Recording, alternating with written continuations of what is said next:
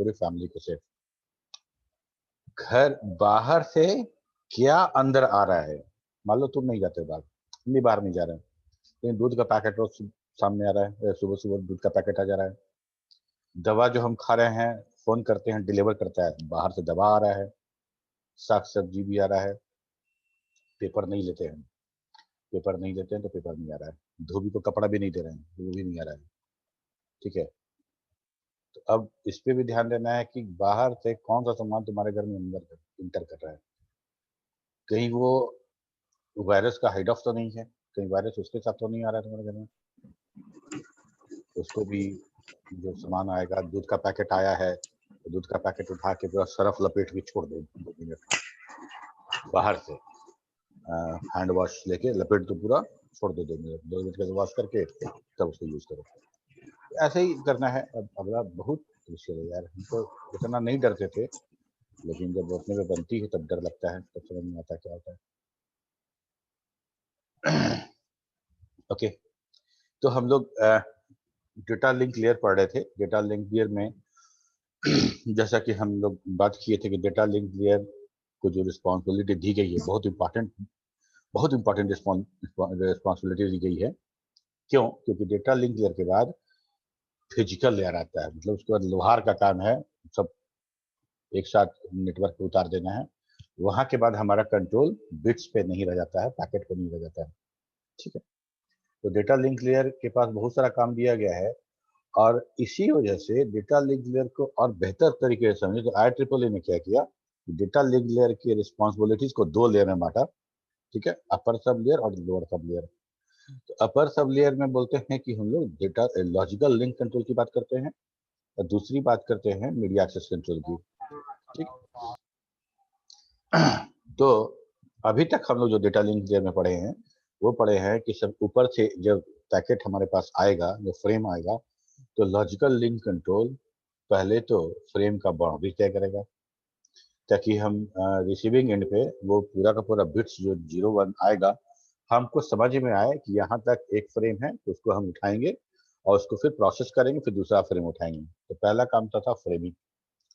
Framing जब हम कर लिए तो बोला गया कि दोनों सिस्टम के बीच में सेंडर जो डेटा सेंड करेगा, रिसीवर जो डेटा रिसीव करे, वो ओवरवेल्म ना हो जाए, एक्सेस डेटा उसके पास ना आ जाए, जितना कि वो उसको प्रोसेसिंग में टाइम लगेगा ना। मान लो जो डेटा मेरे पास आएगा नेटवर्क से, उस मेरा जो NIC कार्ड है, उस फ्रेम को, एक फ्रेम को पकड़ेगा। फ्रेम को पकड़ने के बाद उसको डेटा लिंक लेयर को भेजेगा। डेटा लिंक लेयर अपना काट वाट के अपना पढ़ेगा, अपना भेजेगा, अपने भेजेगा। इतना सारा प्रोसेस है। अगर मेरा कंप्यूटर का प्रोसेसिंग स्पीड अगर कम है और हमारे पास डेटा का पैकेट बहुत जल्दी जल्दी अराइव होगा, तो हमको जितना टाइम लगेगा एक पैकेट को प्रोसेस करने में, उतने देर में अगर कोई पैकेट मिस कर जाए, हम मिस कर गए, तो हम कहेंगे कि डेटा मेरा लॉस कर गया, हम नहीं पढ़ पाए, बफर नहीं कर पाए उसको।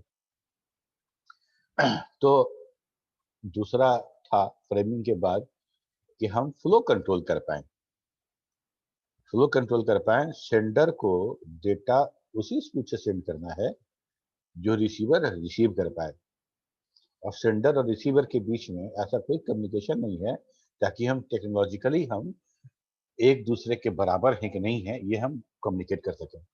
हो सकता है कि सेंडर बहुत फास्ट हो, रिसीवर बहुत स्लो हो। ठीक है, और हम बहुत रिमोट किसी जगह को हम भेज रहे हैं, हमको नहीं पता है कि वो कौन सा हार्डवेयर यूज कर रहा है। हो सकता है कि वो आज के जमाने में 2G इंटरनेट यूज कर रहा हो और हम 5G यूज कर रहे हैं। तो फ्लो कंट्रोल हो गया।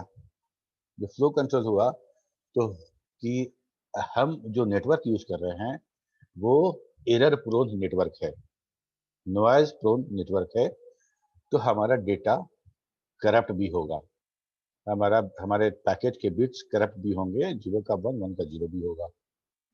तो हम सेंडर कैसे इंश्योर करे कि हम जो डेटा भेज रहे हैं, जो पैकेट भेज रहे हैं, वो इंटैक्ट वहां पे पहुंचे। करेक्टनेस भी एक क्वालिटी था मैसेज का, कम्युनिकेशन का। तो करेक्ट होना भी आवश्यक है। अगर करेक्ट नहीं होगा तो हमारे लिए कोई सिग्निफिकेंस नहीं है उस डेटा का। तो एरर कंट्रोल हम कर दिए, यहां तक हम कर दिए। LLC बोला भाई हम फ्रेमिंग कर दिए हैं, हम फ्लो कंट्रोल का भी मैकेनिज्म लगा दिए हैं, और हम एरर कंट्रोल का व्यवस्था भी कर दिए हैं। भेजना कब है बताइए? तब डेटा लिंक लेयर बोला कि रुक जाओ, तुम तैयार हो? हाँ। अब हमको देखना है कि हमको इस डेटा को नेटवर्क पे कब उतारना है, इस डेटा को नेटवर्क पे कब उतारना है, क्योंकि सिर्फ हम ही नहीं है इस रोड पे चलने वाले, बहुत लोग हैं। तो एक्सीडेंट ना हो, कोलिजन ना हो, इसका बात का ध्यान रखना है। तब सारा का सारा दारोमदार इतना के बाद, एलएलसी के बाद सारा का सारा काम दे दिया जाता है मीडिया एक्सेस कंट्रोल को। Media access control, multiple access control, या रैंडम एक्सेस कंट्रोल। ठीक है, मल्टीपल एक्सेस कंट्रोल मतलब मल्टीपल स्टेशन है उसको एक्सेस करना है। मीडिया एक्सेस कंट्रोल मतलब जो मीडिया है कैसे एक्सेस करना है, कौन भेजेगा कौन नहीं भेजेगा। ठीक, अगर मेरे और तुम्हारे बीच, दो सिस्टम के बीच पॉइंट टू पॉइंट में, अगर दोनों के बीच सिर्फ एक कनेक्शन है, सिर्फ एक ही है, तो हमको कोई आवश्यकता नहीं है डेटा लिंक लेयर के इस मैक लेयर की। यस और नो? Yes sir. है ना? जब मान लो कि कोई है ही नहीं, हम और तुम्हें, हमको डेटा सेंड करना है तुमको, और तो कोई तीसरा तो है नहीं, तो हम जब चाहे तब डेटा सेंड कर सकते हैं। अगर फुल डुप्लेक्स होगा चैनल, तो जब चाहे तब हम भी भेजेंगे, जब चाहे तुम भी भेजोगे। कहीं किसी कंटेंशन का, किसी लड़ाई का, किसी कंपटीशन का कोई आवश्यकता नहीं। ये कब पड़ रहा है ये आवश्यकता मल्टीपल एक्सेस कंट्रोल का? जब उसी चैनल को सब इस्तेमाल करने वाले हैं। हमको भी इस्तेमाल करना है, तुमको भी करना है, मनीष को भी करना है, गौरव को भी करना है। तो हम लोग को ये देखना पड़ेगा कि ऐसा तो नहीं कि अभी गौरव को डेटा सेंड किया था और हम भी डेटा उसी समय सेंड कर दें। ठीक है, कई बार ऐसा हो सकता है कि हम डेटा सेंड करे बगैर कुछ सोचे तो डेटा मेरा पहुंच भी जाए। जैसे बात करते करते रोड पार किए, तो कभी पार कर गए, कभी लड़ भी गए। ठीक है, तो उस मीडिया को एक्सेस करने के लिए जो कंटेंशन है स्टेशंस के बीच में, जो कॉम्पिटिशन्स है, उसको रिजॉल्व करने के लिए क्या क्या तरीका दिया गया। तो इसमें सबसे पहला जो आता है वो रैंडम एक्सेस प्रोटोकॉल है, जो सबसे इम्पोर्टेंट है, और हमको एग्जामिनेशन में साधारणतया यही पूछा जाता है, गेट नेट में भी इसी सवाल आता है। दूसरा है कंट्रोल एक्सेस प्रोटोकॉल, तीसरा है चैनलाइजेशन प्रोटोकॉल। हम लोग एकदम अनभिज्ञ थे अभी रैंडम एक्सेस प्रोटोकॉल से। कंट्रोल एक्सेस प्रोटोकॉल में हम लोगों ने टोकन पासिंग देखा था, टोकन रिंग में टोकन पासिंग हम लोगों ने देखा था, तो हमको थोड़ा थोड़ा आइडिया है कि कंट्रोल एक्सेस प्रोटोकॉल क्या होता होगा। चैनलाइजेशन प्रोटोकॉल भी हम लोग देखे थे जब मल्टीप्लेक्सिंग पढ़ रहे थे। मल्टीप्लेक्सिंग पढ़ रहे थे तो हम लोगों ने देखा एक चैनल पे एक से ज्यादा सेंडर का डेटा हम लोग मल्टीप्लेक्स करके कैसे भेज देते हैं। ठीक है, या तो वो मल्टीप्लेक्स फ्रिक्वेंसी के आधार पे कर लें, या तो फिर हम टाइम डिवीजन कर लें, एम्पलीट्यूड कर लें, कैसे भी करना है कर लें। हम लोग क्लब कर देते थे सब डेटा को, और हम उसके लिए मल्टीप्लेक्सर यूज करते थे, और रिसीविंग एंड पे डीमल्टीप्लेक्स करके अलग अलग डेटा को छांट लेते थे, और जहां जहां उसका टारगेट होता था, जो रिसीविंग एंड होता था, उसको डिलीवर कर देते थे। ठीक, ये भी बड़ा अच्छा आइडिया था। कहीं कुछ करना नहीं था, कहीं कुछ नहीं करना था हमको। रैंडम और कंट्रोल एक्सेस में क्या डिफरेंस है? रैंडम में सारा सिस्टम सेम प्रायोरिटी लेवल पे है।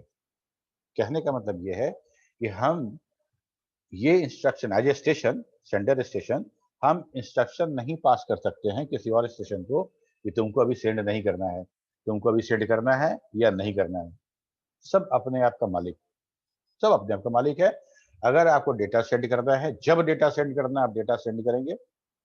अगर कोलिजन हो गया तो आपको कुछ प्रोटोकॉल्स के रूल दिए गए हैं, कुछ प्रोसीजर दिए गए हैं, उसको फॉलो करना है, फॉलो करने के बाद री अटेम्प्ट करना है, और डेटा आपको भेज देना है। समझ में आ रही है बात? सबसे इंपॉर्टेंट बात यही है, कोई देखने वाला नहीं है। कहने का मतलब, याद करो हमारे टोकन रिंग में एक मॉनिटर स्टेशन होता था जो सब मॉनिटर करता था। Yes sir. ठीक है, जो कंट्रोल करता था रिंग को। यहाँ वैसा नहीं है, यहाँ कोई कंट्रोल करने वाला नहीं है। आपको खुद रिस्पॉन्सिबल होना है कि सड़क देख के पार करें। सड़क देख के पार नहीं करेंगे तो टक्कर होगा तो नेक्स्ट टाइम तो आप पक्का देख के पार करेंगे। कोई बताएगा नहीं आपको, कोई रुकेगा नहीं, कोई जेब्रा क्रॉसिंग नहीं है, कोई रेड और ग्रीन सिग्नल नहीं रहेगा। ये है random protocol. Control access protocol में कंट्रोल किया जाएगा, अलग से हमको आर्बिटर मिलेगा, अलग से हमको मॉनिटर मिलेगा जो इस बात का ध्यान रखेगा किसको अलाउ किया जाए, किसको अलाउ ना किया जाए।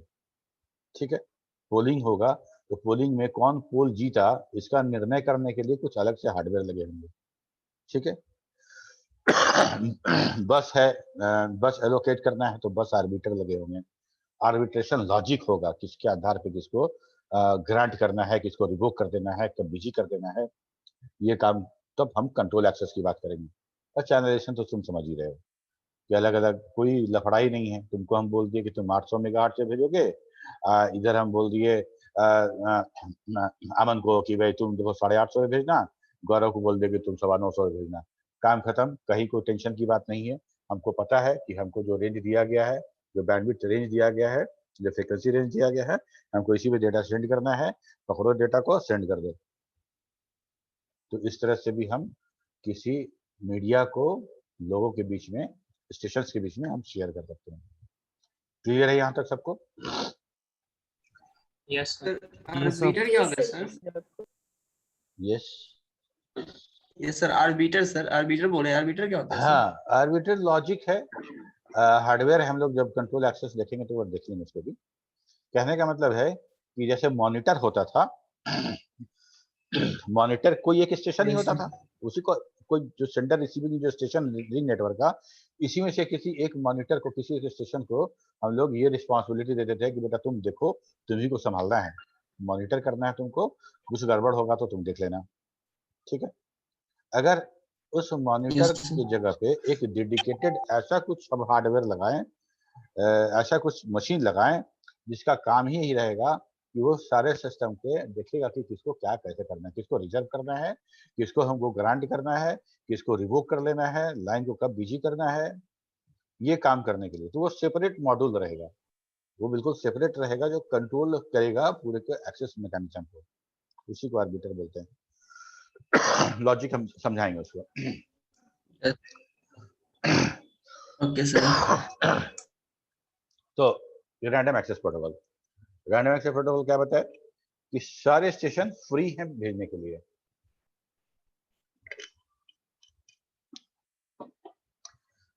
सारा स्टेशन फ्री है डेटा भेजने के लिए, जब मन करेगा तब भेजेगा। उसमें सबसे पहला जो था प्रोटोकॉल एक्सेस, रैंडम एक्सेस में, वो है अलोहा। अलोहा या उसका दूसरा वर्जन था स्लॉटेड अलोहा। तो अलोहा और प्योर अलोहा एक ही है। अलोहा बोले या प्योर अलोहा बोले एक ही है। स्लॉटेड अलोहा उसको थोड़ा बेटर किया गया था, जो टाइम स्लॉट उसमें इंट्रोड्यूस किया गया था। ठीक है, तो रैंडम एक्सेस प्रोटोकॉल है क्या? In the random access protocol, all stations are at same priority level. It means no one is superior to another station. कोई स्टेशन सुपीरियर नहीं है, सब एक समान है। No station can assign the control. No station assign the control over another. No station can allow or does not allow to other. When a station need to send, it must use a procedure defined by the protocol to take a decision on when to send and not to send. This decision depends on the state of the medium. Idle है, busy है, कोई भेज रहा है कि नहीं भेज रहा है, क्या टाइम है मेरा, etc, etc. In a random access, there is no scheduled time for a station to transmit.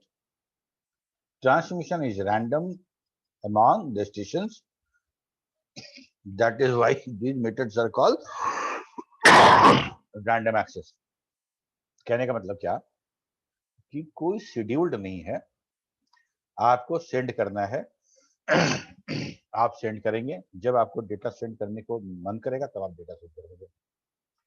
अगर डेटा रिसीव हो जाता है तो बहुत बढ़िया है, नहीं डेटा रिसीव होता है, कोलिजन हो जाता है, तब आप वो प्रोसीजर को फॉलो करेंगे जो आपके को प्रोटोकॉल मैनुअल में दिया गया है कि जब कोलिजन हो तो क्या करना है। आपको उसको एकदम एग्जैक्टली वैसे ही फॉलो करना है और फिर रीट्रांसमिट करना है या बोलो रीअटेम्प्ट करना है डेटा को सेंड करने का। ठीक है।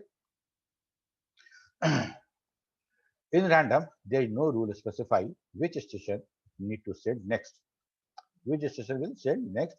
Station compete with one another to access that medium.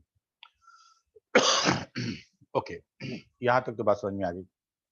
अब ये बताओ कि किसी स्टेशन को कितना टर्न दिया जाए सेंड करने के लिए।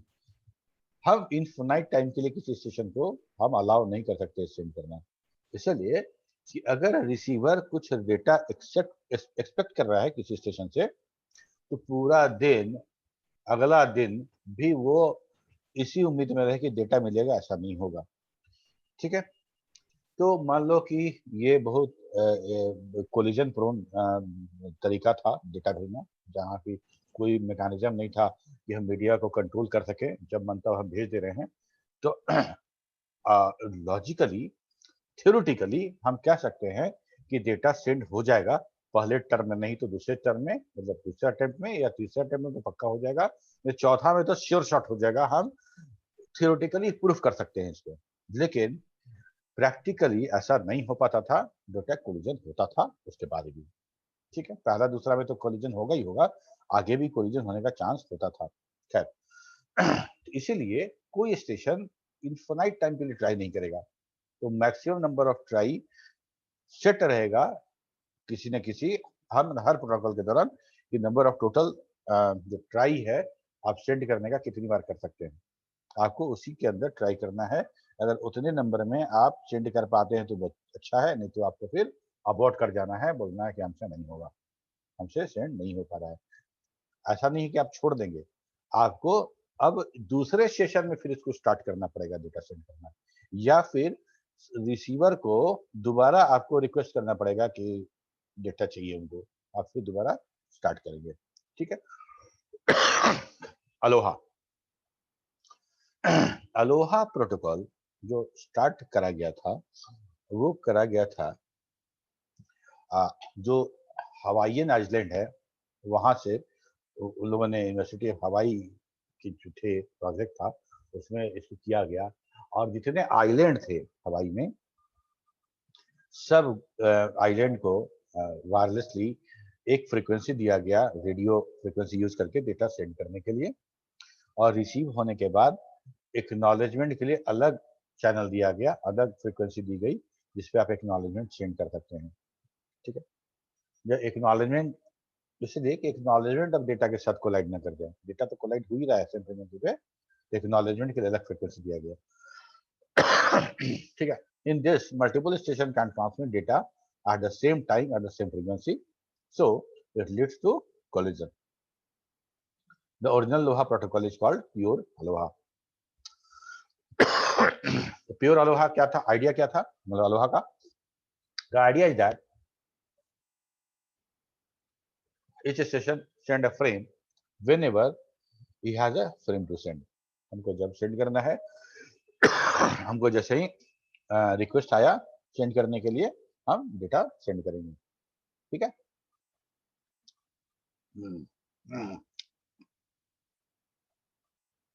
क्या हो गया?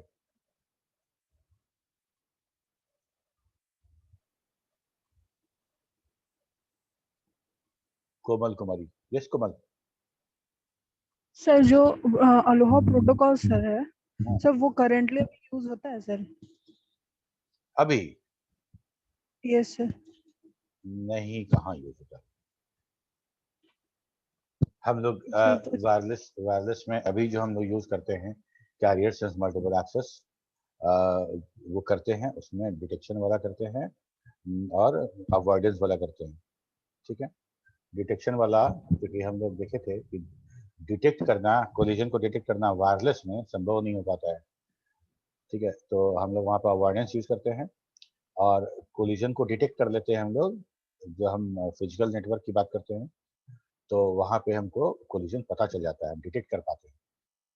ठीक है। तो हम जब कोलिजन डिटेक्ट कर पाएंगे तो वो हो गया हमारा जो लैन हो गया उस पे, और अवॉइडेंस वाला यूज करते हैं हम लोग वाईफाई पे, मतलब रेडियो पे।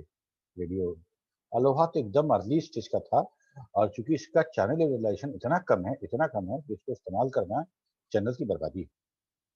हमारा पूरा का पूरा मात्र 18.4% ही हम यूटिलाइज कर पाएंगे किसी चैनल पर। मतलब 100 kbps हमको मिल रहा है, तो 18 kbps का हमको स्पीड मिलेगा, सारा बर्बाद जाएगा, इतना बार कोलिजन होगा। और स्टेशन को भी इतना ट्राई करना पड़ेगा, इतना बार रीट्रांसमिट करना पड़ेगा, तब जाके वो सक्सेसफुल हो पाएगा। ठीक है।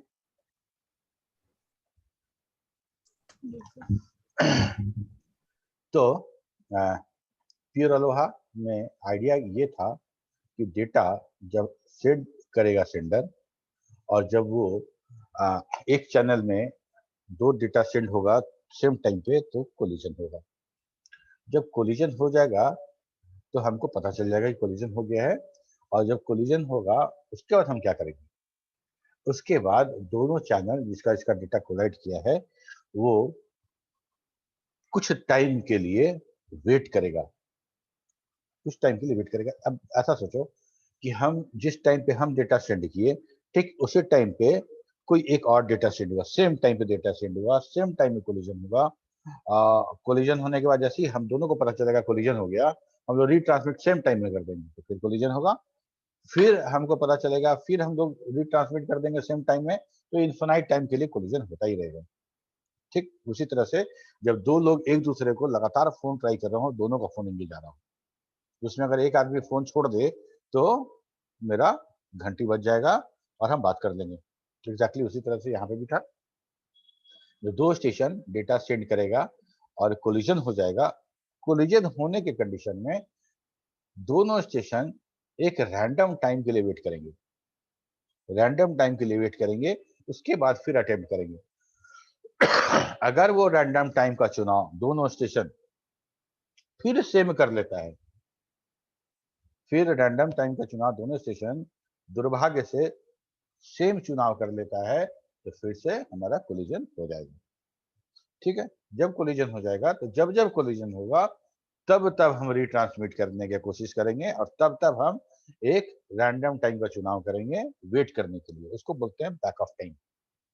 बैक ऑफ टाइम मतलब रुक जाना, कदम पीछे हटा लेना, डेटा सेंड करने के लिए थोड़ा सा वेट कर लेना। ठीक है।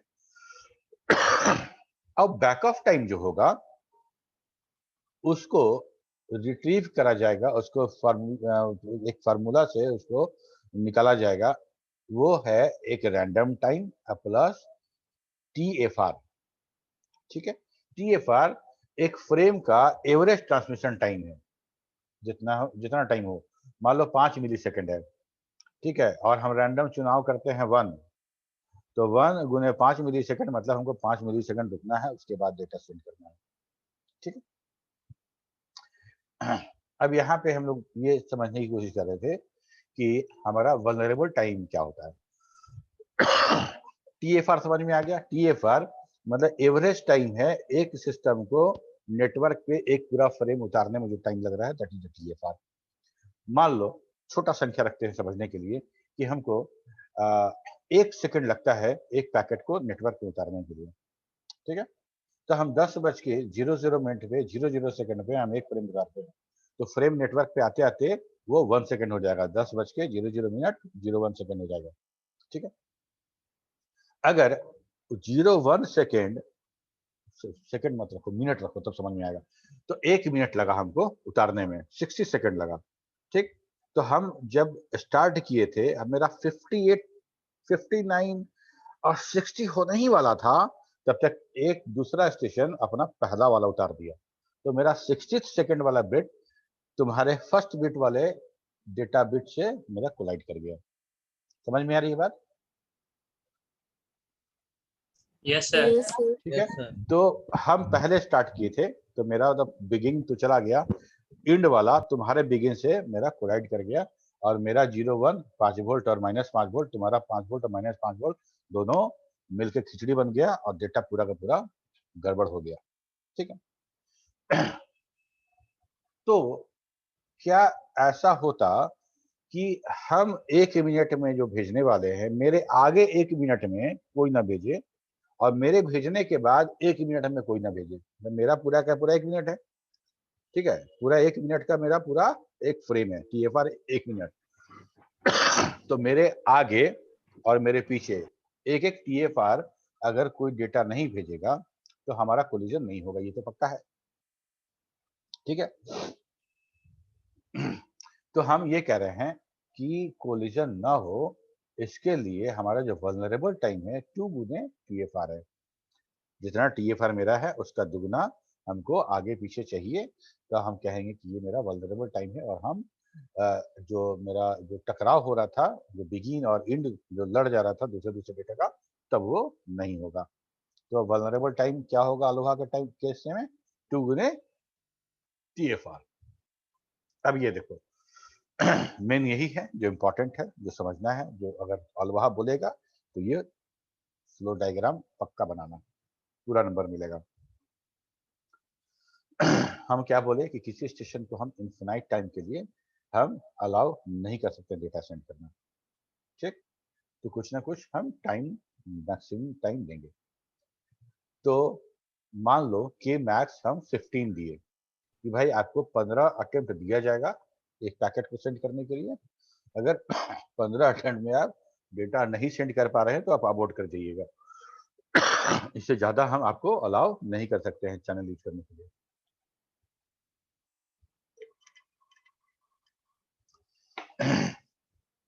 स्टार्ट करेंगे k बराबर 0, जो k है नंबर ऑफ चांस जो है नंबर ऑफ अटेम्प्ट पे है, उसको हम 0 ने स्लाइस किए, हम लोग डेटा फ्रेम सेंड करेंगे। सेंड करने के बाद एक्नॉलेजमेंट के लिए कितना देर वेट करेंगे? तो टोटल प्रोपगेशन टाइम अगर TP है तो पैकेट को रिसीवर तक जाने में TP टाइम और रिसीवर से वापस आने में TP टाइम, प्रोसेसिंग टाइम हम नेग्लिजिबल मान ले रहे हैं। तो TP जाने में और TP वापस एक्नॉलेजमेंट को आने में मतलब 2 TP टाइम लगेगा, ठीक है। अगर 10 मिली सेकेंड था तो 10 दूनी 20 मिली सेकेंड हम वेट करेंगे डेटा सेंड करने के बाद। अब 20 मिली सेकेंड के बाद एक्नॉलेजमेंट अगर हमको मिल गया तो बहुत अच्छा, एक्नॉलेजमेंट नहीं मिला तो हम मान लेंगे कि मेरा कोलिजन हो चुका है, ठीक है। कोलिजन हमको एक्नॉलेजमेंट से ही पता चलेगा, और रेडियो वेव में, रेडियो सिग्नल्स में कोलिजन में इतनी एनर्जी उत्पन्न नहीं होती है कि हम मीडिया को चेक करके बता सके कि कोलिजन हुआ है कि नहीं हुआ है, ठीक है। तो ये भी हमारा वाईफाई था, जब वायरलेस ट्रांसमिशन था, इसीलिए हम मीडिया को चेक नहीं कर सकते हैं कि कोलिजन हुआ है कि नहीं हुआ है। तो हमको एक्नॉलेजमेंट पे रिलाई करना पड़ेगा। एक्नॉलेजमेंट मिल गया तो अच्छी बात है, नहीं मिला तो हम रीअटेम्प्ट करेंगे। रीअटेम्प्ट करने का मतलब कि हम दोबारा कोशिश करेंगे। जब दोबारा कोशिश करेंगे तो k का वैल्यू इंक्रीमेंट करा लेंगे, सेकेंड चांस के लिए k1 हो जाएगा। जब k का वैल्यू बढ़ गया तो हम चेक करेंगे कि भाई हमको जो परमिशन मिला है total number of try, k अभी मेरा उससे कम है कि नहीं है। अगर कम है तो हम अब आगे प्रोसेस करेंगे। सबसे पहले हम रैंडम नंबर क्रिएट करेंगे कि कौन सा रैंडम नंबर हमको भी चुनाव करना है।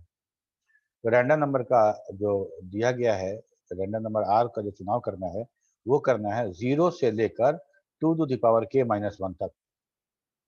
k का वैल्यू 1 है इस केस में, तो 2 टू द पावर 1 करेंगे तो 2 टू द पावर 1 2 माइनस 1 मतलब 1। 0 से लेके 1 तक हमको रैंडम नंबर का चुनाव करना है। ये मेरे लिए भी है, और जिस स्टेशन के साथ मेरा डेटा कोलाइड किया है उस स्टेशन के लिए सेम प्रोसीजर है, ठीक है। तो हमको और जो दूसरा जो कंपटीटर था उसको दोनों को 2 नंबर दिया गया, 0 और 1, इसी में से चुनाव करना है। अगर हम 0 चुनाव करते हैं और वो 1 चुनाव करता है, सपोज करो, तो 0 एंड 1 2 नंबर मिला, आगे बढ़ते हैं। हमको अब back off time find out करना है। तो बैक ऑफ टाइम कैसे करेंगे फाइंड आउट? जो भी हमारा TP या TFR है उसको गुना कर देंगे हम उस रैंडम वाले चुने गए नंबर से। हम 0 किए थे तो 0 के साथ 5 मिली सेकेंड जोड़े, 0 आया, मतलब हमको मेरा TB जो होगा बैक ऑफ टाइम 0 होगा, हमको रीट्रांसमिट तुरंत कर देना है। और हमारा जो कंपटीटर था वो चुनाव किया था 1, तो 1 गुने 5 मिली सेकेंड उसको टीबी उसका back off time 5 millisecond आया। तो अब हम जब सेंड कर रहे हैं उस समय वो सेंड नहीं कर रहा है, वो 5 मिली सेकेंड बाद करेगा, तो अब मेरा उसका कोलिजन अब नहीं होगा, इस स्टेशन के साथ नहीं होगा। कोई तीसरा स्टेशन उस समय सेंड करे उसके साथ हो जाए अलग बात है। अब ये जिसके साथ मेरा भी कोलिजन होता उसके साथ अभी कोलिजन नहीं करेगा मेरा। लेकिन क्या जरूरी है कि हम 0 करें वो 1 करें? दोनों 0 हो सकता है, सिलेक्ट कर लें, दोनों अलग अलग स्टेशन है, एक यहाँ है एक पता नहीं कहाँ होगा। ठीक है, तो हम क्या चुनाव कर रहे हैं, इसका इन्फ्लुएंस उस सिस्टम पे नहीं पड़ने वाला है, वो भी कुछ चुनाव कर सकता है, हम कुछ चुनाव कर रहे हैं। अगर दोनों सिस्टम एक ही रैंडम नंबर का चुनाव करता है तो दोनों का बैक ऑफ टाइम भी सेम आ जाएगा, उस कंडीशन में डेटा हमारा दोबारा कोलाइड कर जाएगा। यस और नो? Yes, sir.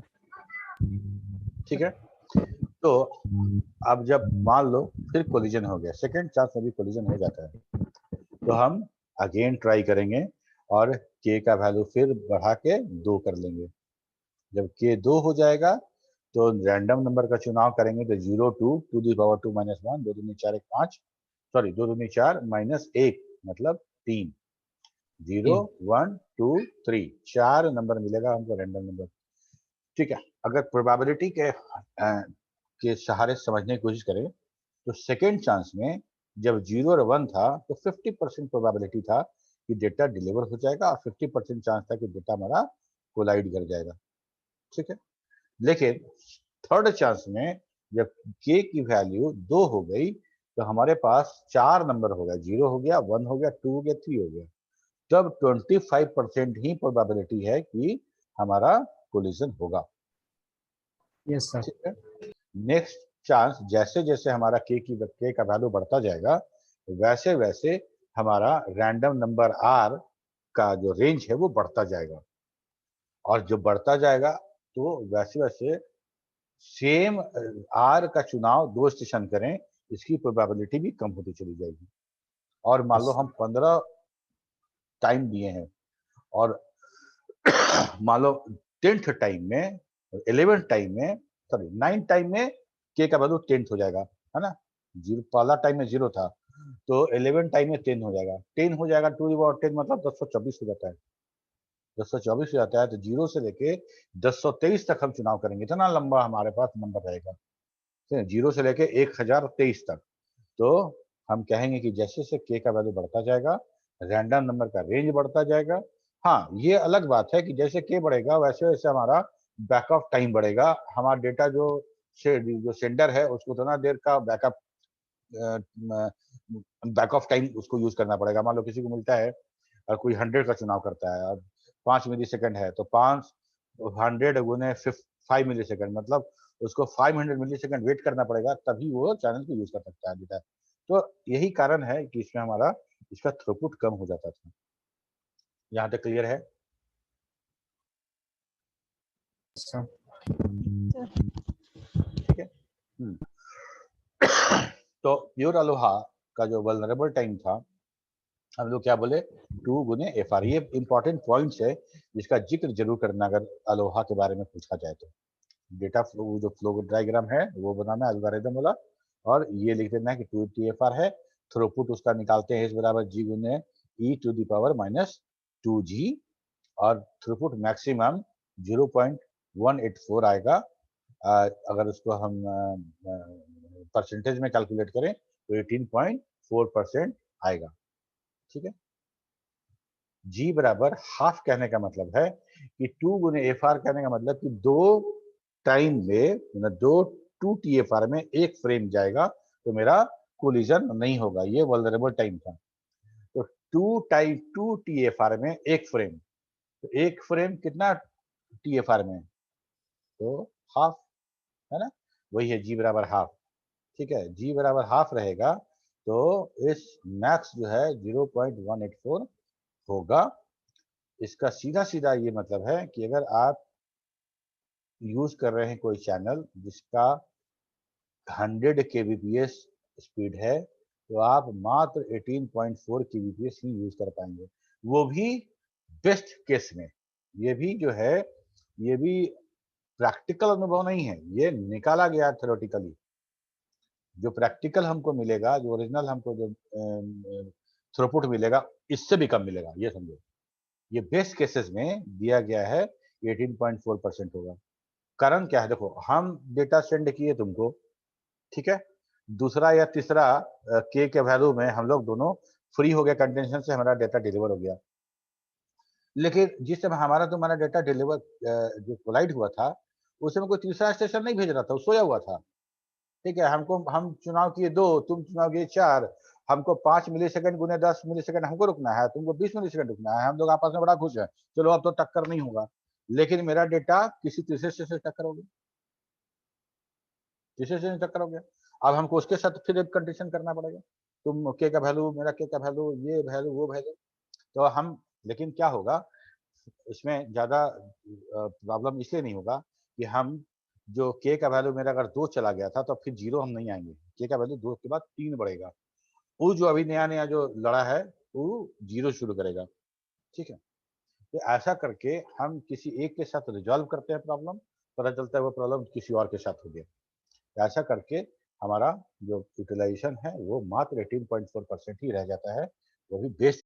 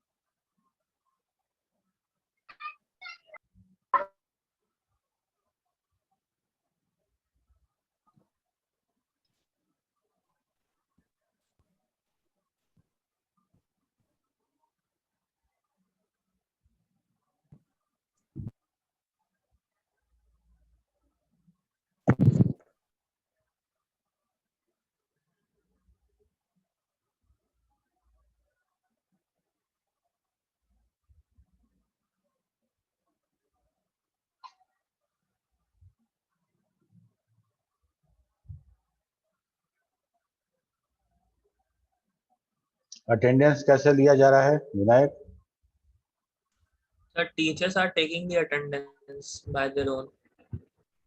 रजिस्टर तो है नहीं घर पे, तो कैसे ले रहे?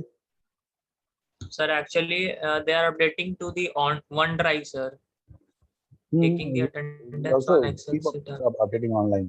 अच्छा ऐसा करो कि आज एक तुम लेके भेज दो और ठीक हम है सर। रजिस्टर हम बना लेते हैं, यहाँ पे हम ले लेंगे, ठीक है। ओके, तो यहाँ तक कोई दिक्कत है किसी को तो पूछो।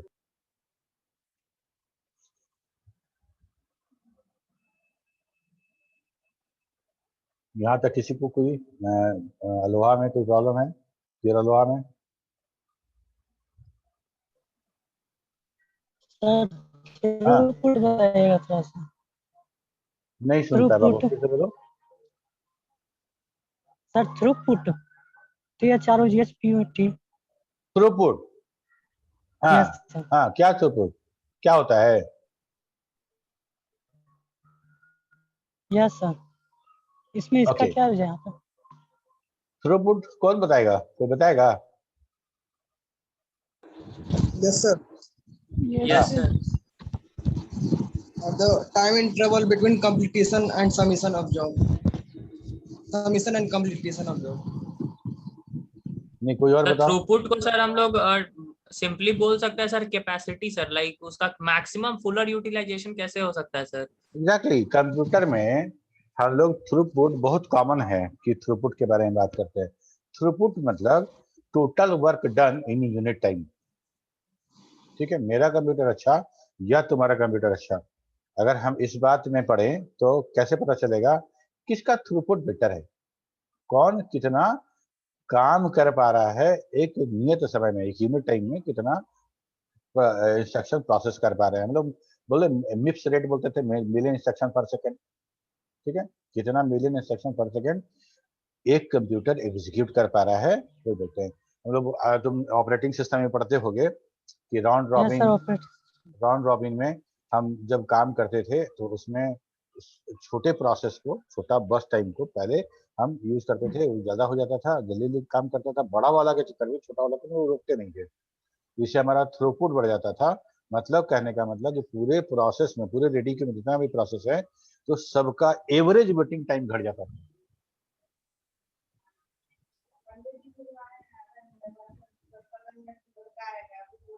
ठीक है, ठीक है, तो यही हमारा थ्रूपुट हुआ, कितना प्राप्त हो रहा है। अगर ऐसा सोचो, कोई मशीन है, वो मशीन है 1 घंटा में कितना प्रोडक्ट बनाती है, ठीक है, वही थ्रूपुट है।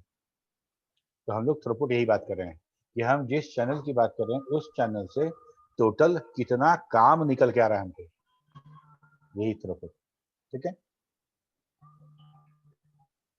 Yes okay. तो अलोहा में तो बात समझ में आ गया कि हम इतने देर में हम डेटा सेंड कर सकते थे, और जब कोलिजन होता था तो हम उसको रिट्रांसमिट करते थे। इसको थोड़ा सा बेटर किया गया स्लॉटेड अलोहा में। स्लॉटेड अलोहा में हम लोगों ने क्या किया कि जो इफिशियंसी था उसको बढ़ाया। The slotted Aloha designed to overcome the pure Aloha efficiency because pure aloha has a very high collision rate. ठीक है, in slotted aloha we divide into the slots of TFR second and force the session to send only at the beginning of the time slot. कहने का क्या मतलब, वहां पे जब मन तब सेंड कर रहे थे, अब यहाँ पे ऐसा नहीं करेंगे। यहाँ पे TFR, हर TFR पे एक शब्दों की समझने के लिए कि एक हर TFR पे हम एक बीप स्टार्ट करेंगे।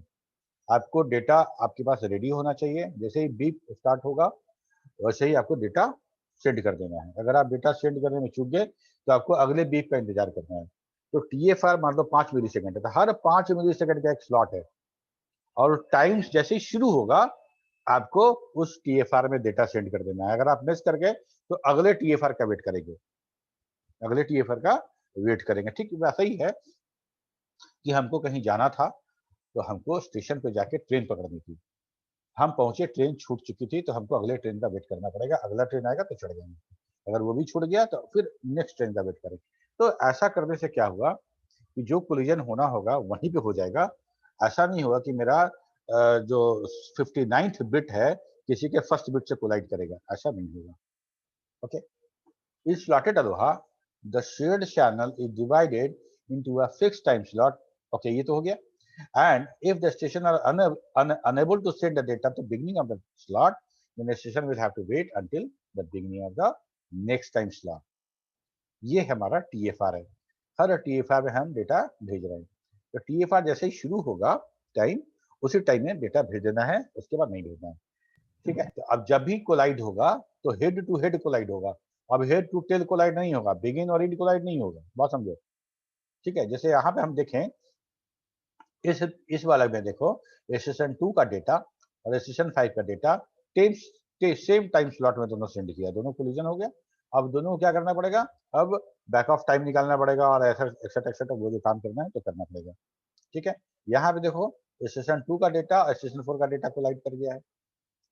ठीक है, तो इससे क्या हो गया कि अब इससे मेरा कोलिजन थोड़ा सा घट जाएगा। इससे मेरा कोलिजन, ये वाला कोलिजन जो था मेरा बिगिन और एंड, ये कोलिजन जो हो रहा था वो कोलिजन वहां नहीं होगा। वहां जब भी होगा बिगिन टू बिगिन कोलिजन हो जाएगा। हम भी उसी टाइम फ्रेम में भेजेंगे TFR में, तो भी उसी TFR में भेजोगे, तो बिगिन टू बिगिन कोलिजन होगा। अगर बिगिन टू बिगिन कोलिजन नहीं हुआ तो हम श्योर हैं कि अब कोलिजन नहीं होगा। ठीक है, तो यहाँ पे जो मेरा जो वल्नरेबल टाइम है वो है मेरा FR, वहां पे 2 TFR, सॉरी TFR, वहां पे 2 TFR होता था, यहाँ पे सिर्फ मेरा एक टाइम स्लॉट, एक टाइम स्लॉट जो है TFR वही मेरा वल्नरेबल टाइम है, उसके आगे पीछे वाला नहीं, चूंकि हम वैसा काम ही नहीं कर रहे हैं कि कभी भी भेज सके तुम। जब हमारा G बराबर 1 हो जाएगा, G बराबर हाफ था वहां पे, क्योंकि 2 TFR में एक फ्रेम भेज रहे थे, तो एक फ्रेम एक TFR में आधा फ्रेम भेज रहे थे, तो हम लोग 1/2 लेके चल रहे थे। यहाँ पे क्या हो गया कि अलोहा में जब वल्नरेबल टाइम TFR आया तो हमारा G बराबर 1 हो गया। G बराबर 1, पहले हाफ था, अब 1 हो गया, मतलब दुगना हो गया। तो अब स्लॉटेड अलोहा में जो हम यूटिलाइजेशन कर रहे हैं चैनल का, वो जस्ट डबल हो गया, वो हमारा 18.4 से सीधे 36.8% हो गया। ठीक है। स्लॉटेड अलोहा स्लाइटली बेटर काम करता है हमारा प्योर अलोहा से। सिर्फ इतना ही कि हम लोग TFR फिक्स कर दिए कि भाई आपको जो डेटा सेंड करना है इसी TFR में करना है, अदरवाइज नहीं करना है। ठीक है। अब पिछले बार जब हम छुट्टी पे चले गए थे, पिछले महीना का तुम लोग का मार्क्यू नहीं हो पाया था, और हमको हर महीने मार्क्यू तो करना ही है, असाइनमेंट भी करेंगे, लेकिन मार्क्यू करना था। तो नेक्स्ट क्लास में प्रिपेयर होना, तो ज़्यादा से ज़्यादा लोग मार्क्यू में अटेम्प्ट करो, इससे तुम्हारा इंटरनल मार्क्स अच्छा होगा। ठीक है। छोड़ देने पे क्या होगा, छोड़ देने पे वैसे भी 0 जाएगा, एब्सेंट जाएगा मतलब 0। अगर तुम अटेम्प्ट करते हो, पढ़ लेते हो, एक सवाल का जवाब भी देते, कुछ तो नंबर मिलेगा। तो एकदम छोड़ देना डर के मारे कि नहीं देंगे, पता नहीं क्या पूछेंगे सर, क्या नहीं पूछेंगे। और अब बहुत सिंपल सवाल पूछते हैं, 2 सवाल है 5-5 नंबर का, 2 सवाल पूछेंगे, 10 नंबर में स्कोर करना है। तो ये तुम्हारे लिए बहुत अच्छा चांस है, जिससे तुम अपना इंटरनल मार्क्स सिक्योर कर पाओ ज़्यादा बेहतर तरीके से। ठीक है। Be prepared.